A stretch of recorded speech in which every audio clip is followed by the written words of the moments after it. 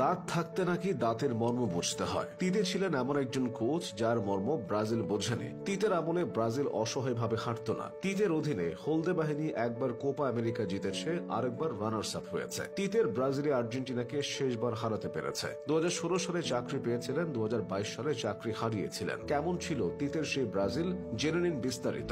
2016 সাল, ব্রাজিলের অবস্থা তখন টালমাটাল। 2014 সালে তারা 7 গোলে হেরেছিল। 2015 সালে কোপা আমেরিকার কোয়ার্টার ফাইনাল থেকে বাদ পড়েছিল এবং 2016 সালে কোপার গ্রুপ পর্ব থেকে বাদ পড়েছিল। বিশ্বকাপ বাছাই পর্বেও ব্রাজিলের অবস্থা তখন খুবই খারাপ। 6 ম্যাচে মাত্র 9 পয়েন্ট নিয়ে তারা 6 নম্বরে ছিল। এমন সময় তিতের আগমন। দুঙ্গার জায়গায় এসে তিতে তার দলকে ঢেলে সাজান। দলের মূল তারকা ছিলেন নেইমার। তিতের ছোঁয়ায় বদলে যাওয়া ব্রাজিল বিশ্বকাপ বাছাই পর্বে 9 ম্যাচের মধ্যে 9টি জিতে 1 নম্বরে উঠে আসে। ব্রাজিল ফেভারিট হিসেবে 2018 বিশ্বকাপে পা রাখে। দলটা ছিল দারুণ ব্যালেন্সড। আক্রমণে নেইমারের সঙ্গে ছিল কুতিনহো, ফিরমিনো আর গ্যাব্রিয়েল জেসুসের মতো প্লেয়ার। ডিফেন্সে ছিল থিয়েগো সিলভা আর ডেভিড লুইসের মতো তারকা। মাঝ মাঠে ছিল দানিলো কস্তা আর ক্যাসেমিরোর মতো প্লেয়ার। কিন্তু 2018 বিশ্বকাপে ব্রাজিল কোয়ার্টার ফাইনালে বেলজিয়ামের কাছে অপ্রত্যাশিতভাবে হেরে বিদায় নেয়। হারের পেছনে সমর্থকেরা কোচ তিতের চেয়ে প্লেয়ারদের দায় বেশি দেখেছিল, কেননা ফার্নান্দিনোর আত্মঘাতী গোলটা ব্রাজিলকে পিছিয়ে দিয়েছিল।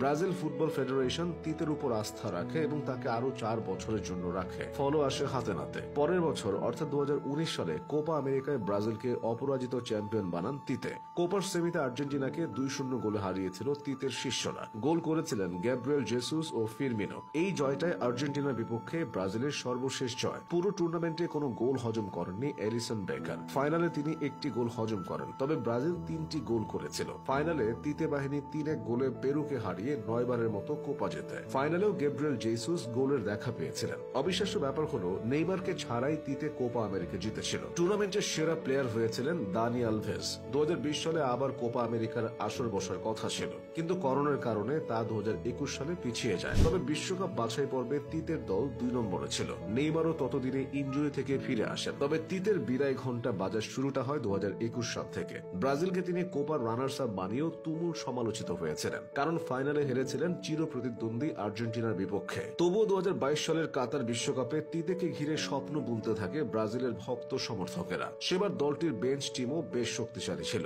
সার্বিয়া ও সুইজারল্যান্ডকে হারিয়ে তিতের দল শেষ 16 নিশ্চিত করেছিল। শেষ ম্যাচে ক্যামেরুনের বিপক্ষে 1-0 গোলে হারলে কিছুটা সমালোচনা হয়েছিল। তবে রাউন্ড অফ 16-এ দক্ষিণ কোরিয়াকে 4-1 গোলে হারিয়ে সব সমালোচনার দরজা বন্ধ করে দেয় তিতের দল। ফলে ব্রাজিলের বিশ্বকাপ জয়ের আশা আরো মজবুত হয়। কিন্তু কোয়ার্টার ফাইনালে ক্রোয়েশিয়ার বিপক্ষে সব হিসাব নিকাশ বদলে যায়। সে ম্যাচে নেইমার নিজের 100 ভাগ দিয়েছিলেন। যোগ করার সময়ে গোল করে তিনি দলকে প্রায় সেমিতে তুলেই ফেলেছিলেন। কিন্তু একেবারে শেষ সময়ে ব্রাজিলও গোল হজম করে বসেছিল। এর কোনো ব্যাখ্যা ছিল না। এই গোল হজমের পেছনে অনেকে তিতের দোষ দেখেন। তবে একেবারে শেষ সময়ে প্লেয়াররা এতটা উপরে উঠে খেলায় প্লেয়ারদের দোষও এড়ানো যায় না। দোষ যে বা যাদেরই হোক, ব্রাজিলের বিশ্বকাপ অভিযান আকস্মিকভাবে শেষ হয় তিতের অধ্যায়। এরপর ব্রাজিলে অন্তর্বর্তীকালীন কোচ হয়ে আসেন ফার্নান্দো দিনিস। তারপর মেইন কোচ হয়ে আসেন দরিভাল জুনিয়র। দরিভালের বিদায় ঘণ্টাও বেজে যাওয়ার পথে। ঘুরে ফিরে সেই তিতেকেই স্মরণ করছেন ব্রাজিলের ভক্ত সমর্থকেরা।